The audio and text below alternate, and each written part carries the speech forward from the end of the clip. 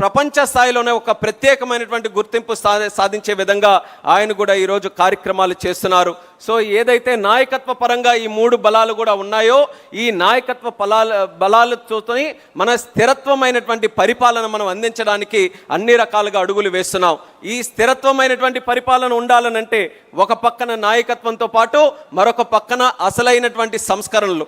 మీ Telugu Desam party ఒక్కటే సంస్కరణలు ఎప్పుడైనా చేసినా సరే కేవలం పేపర్ల వరకో ఫోటోల వరకో లేకపోతే నామమాత్రానికోనే కాదు. తెలుగుదేశం పార్టీ ఎప్పుడు సంస్కరణలు చేసినా సరే మన గ్రాస్ రూట్ నుంచి, క్షేత్రస్థాయి నుంచి, గ్రాస్ రూట్ నుంచి గ్లోబల్ స్టాండర్డ్స్ వరకు ప్రతి ఒక్కటి కూడా సైంటిఫిక్గా అధ్యయనం చేసి ఒక పథకం తీసుకొని వచ్చిన, ఒక స్కీమ్ తీసుకొని వచ్చిన, ఒక కార్యక్రమం మనం ఏదైనా చేసినా సరే ఆ సంస్కరణ గ్రామీణ ప్రాంతాల్లో గ్రాస్ రూట్ లెవెల్లో ఉన్నటువంటి సామాన్య పౌరుడికి ఏ రకంగా అది ప్రభావం చూపుతుందన్న ఆలోచనతోనే ఎన్నో విప్లవాత్మకమైనటువంటి సంస్కరణలు తీసుకున్నాం. Social reforms, political reforms, economic reforms, infrastructure reforms, అలాగే అగ్రికల్చర్ రిఫార్మ్స్, ఆఖరికి అన్ని రకాలుగా రిఫార్మ్స్ తీసుకొని, ఎకనామిక్ రిఫార్మ్స్, పొలిటికల్ రిఫార్మ్స్ తీసుకొని వచ్చి మన ఆంధ్రప్రదేశ్ రాష్ట్రాన్ని ఎప్పుడు తెలుగుదేశం పార్టీ పరిపాలించిన ఒక సుస్థిరమైనటువంటి పరిపాలన మనం అందించగలిగాం. అయితే మనకి కావలసినటువంటిది కేవలం మన సంకల్పం సుస్థిర పరిపాలన మాత్రమే కాదు, మనకు ఒక కర్తవ్యం కూడా ఉంది. అదే మన రాజకీయ తీర్మానంలో 2వ భాగం. ఒక పక్కన మన కర్తవ్యం సుస్థిర పరిపాలన అందించాలనంటే, మరొక పక్కన మన సంకల్పం సుస్థిర పరిపాలన అయితే మన కర్తవ్యం నిరంతర పరిపాలన కూడా మనకు ఉండాలి. కంటిన్యూటీ ఇన్ గవర్నమెంట్ మనకు ఉండాలి.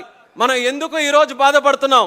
5 సంవత్సరాలు విధ్వంస పరిపాలన వచ్చిన తర్వాత ఆ నష్టం ఏదో రాజకీయ పార్టీగా మనకు మాత్రమే నష్టం కాదు, యావత్ తెలుగు జాతి కూడా ఈరోజు సర్వనాశనమై కూర్చున్న సందర్భంలో మళ్ళీ చంద్రబాబు నాయుడు గారు ఆ డిస్ట్రక్షన్ అంతా కూడా తన భుజాల మీద వేసుకొని మళ్ళీ మెట్టుకు మెట్టు కట్టుకుంటూ కోటలాగా కడుతున్నారు. ఈ కోటలాగా కట్టినటువంటి కోటని మళ్ళీ ఎవరైనా సరే దుర్మార్గుల చేతుల్లో పడితే పేక మేడల్లాగా ఈ కోటనంతను కూడా కూల్చి వదిలేస్తే ఈ ఆట ఎన్నాళ్ళు మన తెలుగు జాతి ఇంకా ఆడగలదో ఒక్కసారి మీరందరూ కూడా గమనించాలి.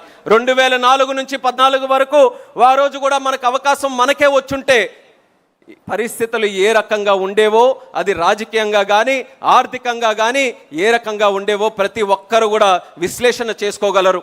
ఆ రోజు నష్టపోయాం 4 నుంచి 14 వరకు. మళ్ళీ 14లో తీరా విభజన జరిగిన తర్వాత ఆ రోజు చంద్రబాబు నాయుడు గారు గుర్తుకొచ్చారు. ఆ రోజు చంద్రబాబు నాయుడు గారు ఉంటేనే మళ్ళీ తెలుగు జాతికి ఒక భవిష్యత్తు ఉంటుందని ఆ రోజు మళ్ళీ గెలిపించారు. 5 సంవత్సరాలు కష్టపడ్డారు చంద్రబాబు నాయుడు గారు.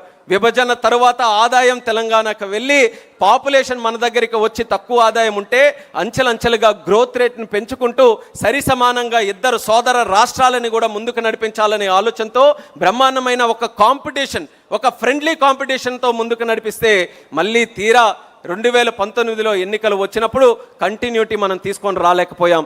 ఇక్కడ నేను ఒక ఎగ్జాంపుల్ చెప్పాలి. మనం ఈరోజు దేశంలో అభివృద్ధి చెందినటువంటి రాష్ట్రాలు ఎక్కడయ్యా చూపించమనంటే, మొట్టమొదట మనం మ్యాప్ చూపిస్తే మనం వేలు పెట్టేది గుజరాత్ మీద పెడుతున్నాం.